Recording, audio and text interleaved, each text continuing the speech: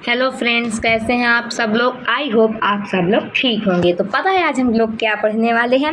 तो जो रक्त से पीड़ित संबंधित रोग होते हैं उनके बारे में आज हम पढ़ेंगे। तो चलिए स्टार्ट करते हैं। अगर आपको हमारा वीडियो अच्छा लगे तो लाइक और सब्सक्राइब कीजिएगा और बेल आइकन को प्रेस कर लीजिएगा। अगर इसी तरह के वीडियो आपको चाहिए तो हमें कमेंट बॉक्स में कमेंट कीजिए ताकि हम इस तरह के अधिक से अधिक वीडियो आप तक पहुंचा सकें। तो चलिए दोस्तों अब स्टार्ट करते हैं और पढ़ने का आनंद लेते हैं। तो स्टार्ट करें। चलिए आज हम पढ़ेंगे ल्यूकेमिया। ल्यूकेमिया को बोलते हैं रुधिर कैंसर, इंग्लिश में ब्लड कैंसर बोलते हैं। तो चलिए देखते हैं ल्यूकेमिया क्या है। जब शरीर में सफ़ेद रक्त कोशिकाओं यानी WBC की संख्या असामान्य रूप से बढ़ती है तो उसे ब्लड कैंसर कहते हैं। ब्लड कैंसर को ल्यूकेमिया भी कहते हैं। ब्लड कैंसर में वाइट ब्लड सेल्स की मात्रा रेड ब्लड सेल्स की तुलना में काफ़ी ज़्यादा हो जाती है। ल्यूकेमिया ब्लड कैंसर का प्राथमिक और प्रमुख कारक है। तो क्या होता है दोस्तों, जब शरीर में WBC की मात्रा बढ़ जाती है और रेड ब्लड सेल्स जो होते हैं RBC जो होते हैं वो काफ़ी कम हो जाते हैं तो अब हमें ब्लड कैंसर हो जाता है। ब्लड कैंसर की ल्यूकेमिया भी बोलते हैं और ल्यूकेमिया जो होता है वो ब्लड कैंसर का प्राथमिक और प्रमुख कारक है। तो चलिए अब आगे देखते हैं ब्लड कैंसर या ल्यूकेमिया का कारण। पहला नंबर है ल्यूकेमिया का पारिवारिक इतिहास। अगर किसी के परिवार में बहुत पहले रहा होगा तो उसको भी ल्यूकेमिया हो सकता है।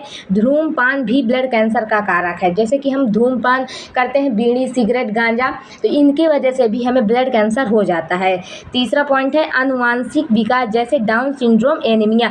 मतलब क्या होता है कि जब हमारे शरीर में खून की कमी हो जाती है तब हमें ब्लड कैंसर की समस्या उत्पन्न हो जाती है। विकिरण के उच्च स्तर के संपर्क में रहने से, जहाँ पे भी विकिरण वाला क्षेत्र होगा वहाँ पे उच्च स्तर के संपर्क में रहने से हमें ब्लड कैंसर हो जाता है। बेंजीन जैसे रसायनों के संपर्क में रहने से, जो फैक्ट्री में बेंजीन की जहाँ बनता है तो अगर हम उसके संपर्क में अधिक रहेंगे तो भी हमें ब्लड कैंसर हो सकता है। अब आता है ब्लड कैंसर या ल्यूकेमिया का फैलाव या प्रसार। ये कैसे फैलता है देखिए। चलिए ल्यूकेमिया अथवा ब्लड कैंसर में अस्थि मज्जा में कोशिकाओं के अनियंत्रित रूप से बढ़ने के कारण रुधिर में WBC की संख्या में अत्यधिक वृद्धि होती है। यह WBC सामान्य WBC की तरह कार्य नहीं करती है क्योंकि उनके DNA को क्षति पहुंचती है। यह कैंसर की कोशिकाएं अस्थि मज्जा में बढ़ती हैं। क्या होता है कि जो WBC हो सामान्य रूप से बढ़ जाती हैं, तो जो WBC होती है वो WBC की तरह कार्य नहीं करती हैं और ये हमारे जो अस्थि मज्जा होता है उसमें बढ़ जाती है और हमारे DNA को क्षति पहुंचाती हैं। ऐसा इस तरीके फैलती हैं। चलिए अब आगे देखते हैं। यह कोशिकाएं अस्थि मज्जा में रहकर स्वस्थ रक्त कोशिकाओं को असामान्य रूप से बढ़ने और कार्य करने से रोकती हैं। इससे रक्त में स्वस्थ कोशिकाओं से अधिक कैंसर की कोशिकाएं हो जाती हैं। इस तरह से हमारे पूरे शरीर में फैल जाता है और हमें ब्लड कैंसर हो जाता है। ये जो दोस्तों लाइन खींच गई है गलती से खींच गई है। चलिए अब आगे देखते हैं ब्लड कैंसर के प्रकार। कौन कौन से प्रकार होते हैं? ब्लड कैंसर के 4 प्रकार होते हैं। एक्यूट ल्यूकेमिया, दूसरा है क्रोनिक ल्यूकेमिया, तीसरा है लिम्फोसाइट ल्यूकेमिया, चौथा माइलोजेनस ल्यूकेमिया। तो आपने प्रकार देख लिए। चलिए अब आगे देखते हैं लक्षण। अब हम ब्लड कैंसर के लक्षण देखते हैं कि कैसे पता चलेगा कि हमें ब्लड कैंसर हुआ। उसके कुछ लक्षण होते हैं। चलिए वो हम स्टार्ट करते हैं। पहला नंबर है खून का बहना। रक्त के थक्के बनने में प्लेटलेट्स एक महत्वपूर्ण भूमिका निभाते हैं। रुधिर कैंसर से अस्थि मज्जा प्रभावित होती है जिससे प्लेटलेट के कण भी बदल जाते हैं। इसलिए आसानी से घाव नहीं भरता और खून बहता है। शरीर में छोटे और लाल चिकित्ते या लाल धब्बे बनते हैं। थोड़ा मिस्टेक हो गई है दोस्तों, तो आप लोग सुधार लीजिएगा। चलिए अब अगला लक्षण देखते हैं। बार बार संक्रमण का होना। सफ़ेद रक्त कोशिकाएं WBC शरीर को संक्रमण से बचाती है। जब सफ़ेद रक्त कोशिका ठीक से काम नहीं कर पाती है और संख्या में अपर्याप्त होती है तो कोई आसानी से संक्रमण हो जाता है या हो सकता है और उन्हें बुखार लगना, संक्रमण के स्थान पर लाल लालिमा, खांसी या कोई अन्य लक्षण होते हैं। क्या होता है, जब हमारे शरीर में WBC पर आक्रमण हो जाता है तो WBC क्या प्रतिरक्षा तंत्र उसमें कार्य करती है, हमारे शरीर में आने वाली बैक्टीरिया को नष्ट कर देती है। तो जब यही घायल हो जाती है तो हमें क्या होता है कि अपर्याप्त रूप से संख्या में अपर्याप्त हो जाती है तो आसानी से हमें संक्रमण हो जाता है, जिसकी वजह से हमें बुखार लगना, बुखार आना, ठंड लगना और संक्रमण के स्थान पे लालिमा मतलब लाल लाल चिकित्ते होना, खांसी आना, कई सारे लक्षण हो सकते हैं। चलिए अब आगे देखते हैं। तीसरा है खून की कमी। RBC की कमी के कारण कोई भी व्यक्ति खून की कमी का शिकार हो सकता है। कम, यहाँ पे काम लिख गया तो यहाँ पे कम है। कम RBC का मतलब है कि खून में हीमोग्लोबिन की कमी है, जिससे सांस लेने में दिक्कत हो सकती है, पीली त्वचा और थकान होती है, कभी कभी पीलिया भी हो सकती है। तो क्या होता है दोस्तों, हमारे शरीर में RBC की कम हो जाती है। RBC को रेड ब्लड सेल्स बोलते हैं, लाल रक्त कणिका। तो जब ये हमारे शरीर में कम हो जाती हैं तो हमारे शरीर में खून की कमी हो जाती है।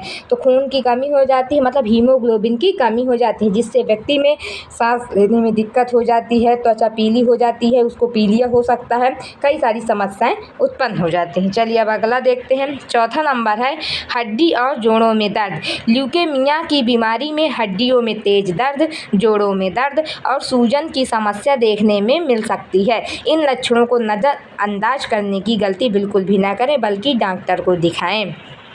अगर हमारे हड्डियों में तेज़ दर्द हो रहा हो, सूजन आप फेंक रहा हो, मतलब कहीं पे भी आपको सूजन दिखे अपने शरीर में, तो इन लक्षणों को हमें नज़रअंदाज नहीं करना चाहिए। हमें तुरंत डॉक्टर से परामर्श लेना चाहिए, उनसे सलाह लेना चाहिए, उनसे पूछना चाहिए कि उनको दिखाना चाहिए, फिर वो जैसा बताएं वैसे हमें करना चाहिए। इनको बिल्कुल भी नज़रअंदाज नहीं करना चाहिए। चलिए अब आगे देखते हैं। उपचार, इसके उपचार कौन कौन से हैं? पहला नंबर है कीमोथेरेपी, दूसरा है लक्षित चिकित्सा, तीसरा है इंटरफेरॉन चिकित्सा, चौथा है विकिरण उपचार, पांचवा स्टेम सेल का प्रत्यारोपण।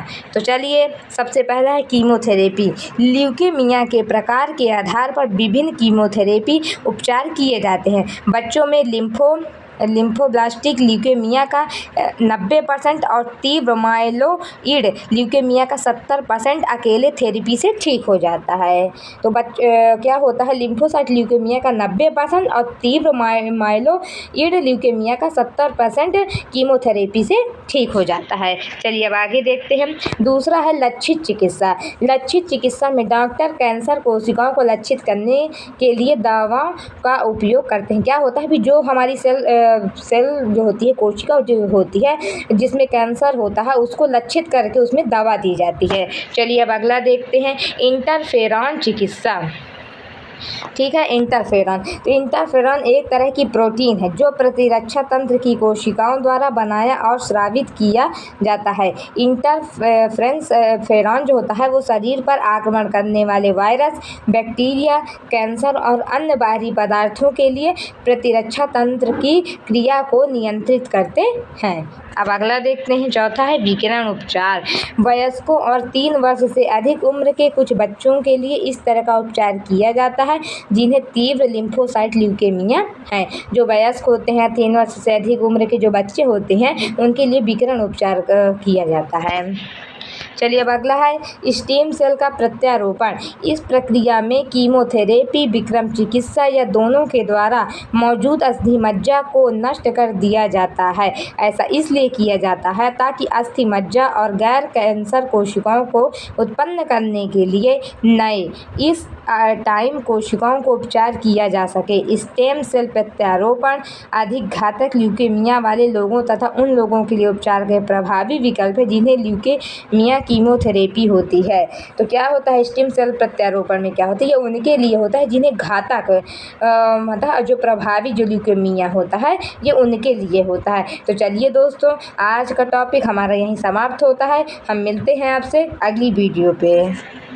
तो हमारे चैनल को ज़्यादा से ज़्यादा लाइक और सब्सक्राइब ज़रूर कीजिएगा। ठीक है दोस्तों, राधे राधे।